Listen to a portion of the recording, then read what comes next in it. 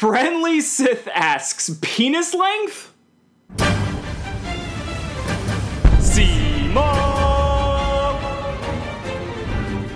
What's going on, guys? It's Cimo. It's the end of the month, which means it's time for the monthly Q&A. If you're not familiar with how this works, at the end of each month, I answer the questions that you guys leave in the comments section of the previous Q&A, just to have a bit of fun and just enjoy the end of the month. So if you guys want to have your questions answered in the July Q&A, be sure to leave your questions down in the comments section below, and also thumbs up the questions that you really want me to answer, because I do take that into account. So without further ado, let's go ahead and get right into it. And starting off, as always, we're going to be starting with our patrons. So the Synchro guy asks, which country would you like to go visit in the near future and why? That's a really good question. I'm actually going to be traveling out of the country quite a bit these next couple months. I'm going to Toronto, as a matter of fact. That's the second time I'll have been to Canada, so that's going to be pretty cool. And I'll also possibly be going to Mexico as well,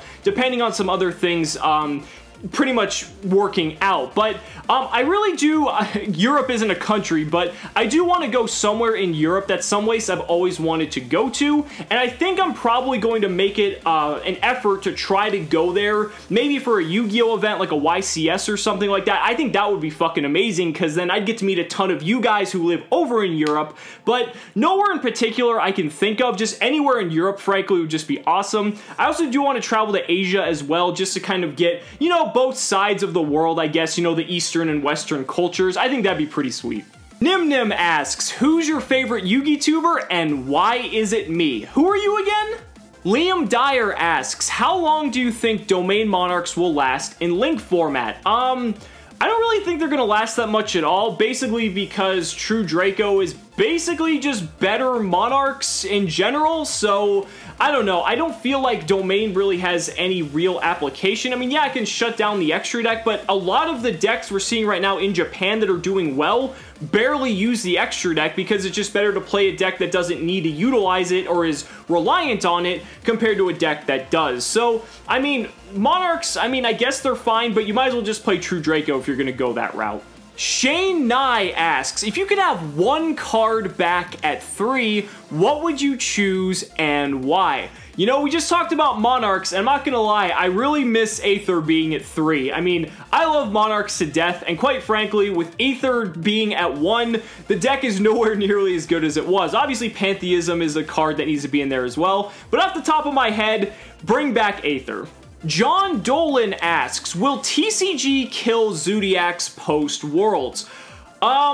Absolutely. I really do think that, especially with how we've seen in Japan, how the deck literally does not die. Like, people say Burning Abyss is the never-ending deck. Like, this deck lost Broad Bowl and is still winning tournaments. Like, that to me is just fucking insane. So, I honestly think that when we get the new, like, list for links and everything like that, Zodiacs are going to get fucking crucified. Matthew Cameron Mayer asks, do you think rank 10 trains will be good, or at least a good rogue deck in Link format? You know, you mentioned rank 10 trains, and I really think there's someone who's much better suited to answer that sort of question.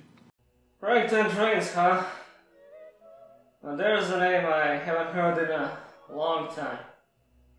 Used to mean something. People used to think that an unaffected 4K wall with quick popping on either player's turn was good shit. But nowadays it's just the bare minimum. Don't bother. But have you tried making a rank 10 by overlaying the tune, you fucking roid? X Juicebox Hero 10X, what are we playing, fucking Call of Duty, asks, which online dueling platform do you prefer, Dueling Book or DevPro, and why? So, I'm a fan of both platforms. Now, a lot of you guys know I'm a much bigger proponent of Dueling Book than I am of DevPro, but I like both equally for different reasons.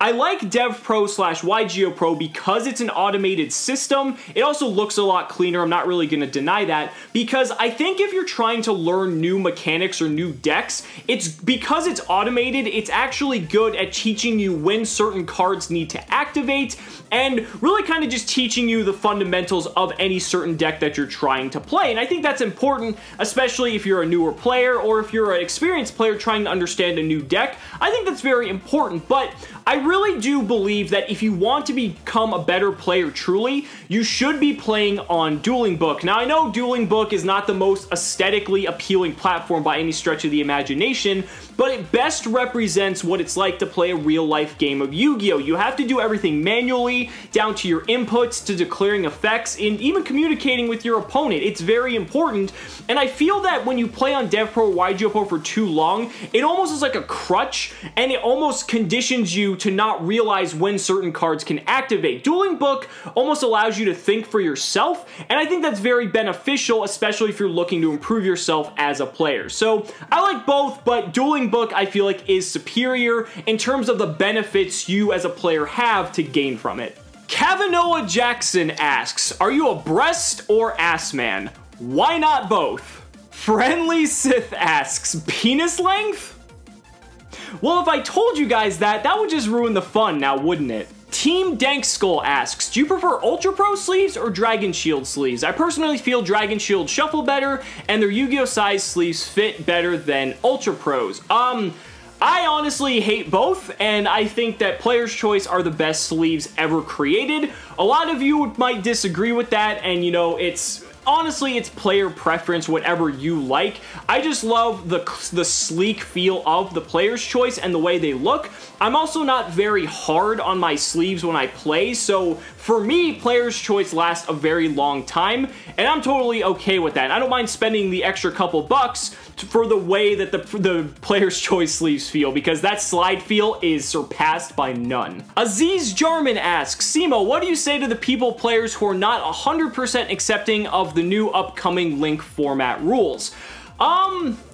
You know, it pretty much is a very polarizing and controversial subject, because I'm kind of still not 100% accepting. Like, when they're released, I'll be accepting of it, but I still think that it's a very limiting mechanic in terms of the way the game is designed, and I'm not really a fan of it, but frankly, I'm gonna keep playing this game because I love it, and I haven't always loved everything that's been released in the game, but I'm eventually come around. CSKA749 asks, what's your least favorite Yu-Gi-Oh! Archetype and why?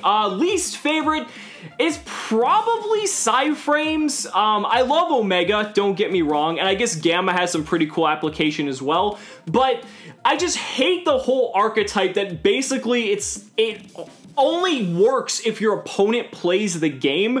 I just don't personally find that fun, because I like doing a lot of stuff on my turn, and Psyframes aren't a deck that can exactly do that. And I know a lot of people, there's that very small following for Psyframes that basically just love trolling the shit out of people and controlling everything their opponents do, and that's totally fine. It's just not the archetype for me. Daniel Tentori asks, answer me this, is it a good sign or bad sign cards made for a specific archetype being exploited outside of their archetype? Example, Brilliant Fusion.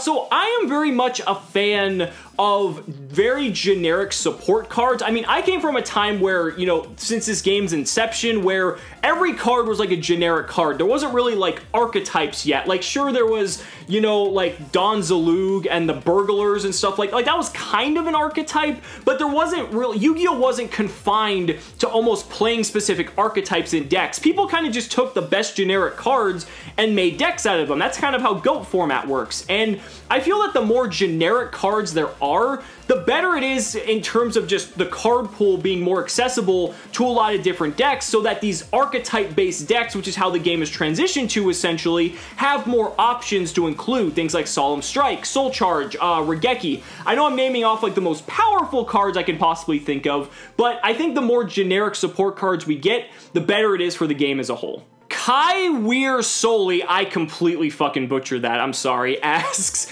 do you have a beard or does your beard have you? The beard is everything. Master Swag King asks, ketchup or mustard? Frankly, I kind of hate both. If I had to pick between the two, probably ketchup, but that's very reluctantly. Ranch dressing all the way. Around the Clock, and I love that his logo is Clock Tower Prison, asks, do you think our extra deck size needs to be increased because of link format?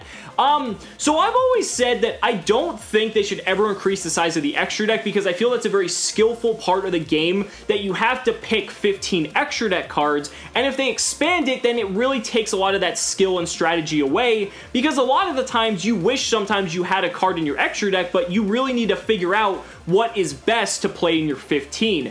Now, Links kind of throws a wrench into that because the whole mechanic is kind of limiting, so there is an argument to be made that because of that, we might need more monsters in the extra deck, but frankly, I think the extra deck's totally fine just how it is. Shane Callahan asks, how are you enjoying Yu-Gi-Oh! Reigns so far? So I'm a little bit behind. I think I'm like a few episodes at the time of making this video, but I love the protagonist a lot because he's not really annoying and obnoxious. He's really laid back and chill and rather mature, and I think that's actually a good thing because that's one of the things that turned me away from a lot of the previous animes. So it's a very interesting, very interesting protagonist, but the plot, I just hate like where the plots have gone now. They're just so like fucking ridiculous. Like, I miss when Yu-Gi-Oh! Was like just about Yu-Gi-Oh! In the very first season. That's like all it was about. None of this like crazy conspiracy like type shit with like chess pieces, and I don't even fucking know. Like, I just wanted to be, yeah, sure, there was like taking over the world, but it was still Yu-Gi-Oh! Centric. There wasn't like this, it wasn't like plot plus Yu-Gi-Oh! It was all Yu-Gi-Oh! Tony Blessing asks, what music do you listen to? I really like this question. So I listen to a wide variety of music, no fucking shit. Primarily, I would say drum and bass, which you guys hear a lot of drum and bass in my videos, so that really shouldn't come as a surprise. If you want to listen to some good drum and bass, just look up the Tekken 7 soundtrack. That's probably the greatest soundtrack for a video game in the existence of time. Japanese drum and bass is also really good as well. But then I also listen to stuff like 90s hip-hop and R&B just because, I mean, it's great. Michael State knows that. And then also too, I listen to a lot of like older rock and metal stuff. Kind of, sometimes I get like my emo-ish like heavy metal like shit on as well. But like stuff like Van Halen or like Dragon Force, Rhapsody of Fire, anything that just has like an absolutely sick just like selection of like power metal chords and just sounds really fucking epic. That's really all it has to do for me. Dragon King Z asks, do you ever plan on doing Throwback Thursday videos again? So I know a lot of you guys miss Throwback Thursday, and frankly, I'm almost at the point where I was out of really broken cards to review. I know there was a couple I missed, but the problem is with it as well is none of them really were as broken as like Card of Sanctity, like from the anime, or like Card of Demise, or like anything like that. So it kind of didn't really seem that like there wasn't as much shock value when I got to these like lesser broken cards that in context of our real game were broken, but compared to stuff like that wasn't even close. So that's kind of why I just put it on the back burner. Maybe if there's some other like card I really just want to bring the series back for, I'll do it, but for the time being, it's just sitting on the back burner. Mercy Sucks asks, who's your Overwatch main? I haven't played Overwatch in a while, but when I did, I pretty much mained between Soldier and Diva, just depending on if we needed more DPS or just more tanks. Jerry4281 asks, where do you get all of this energy? Is it sugar, Coke, Monster? So I don't drink soda. I don't drink energy drinks. I don't drink coffee. I guess I eat probably slightly above average more sugar than the, normal person. I don't like, live off of it, but I just naturally have energy. That's really all it is. I know you guys aren't going to believe it. And no, there's no drugs either. Peter the Great asks, are you a sports fan? If so, what leagues do you follow and what are your favorite teams? I talked about this in the last Q&A. We talked basketball. College basketball is the only thing I give a shit about. I hate football.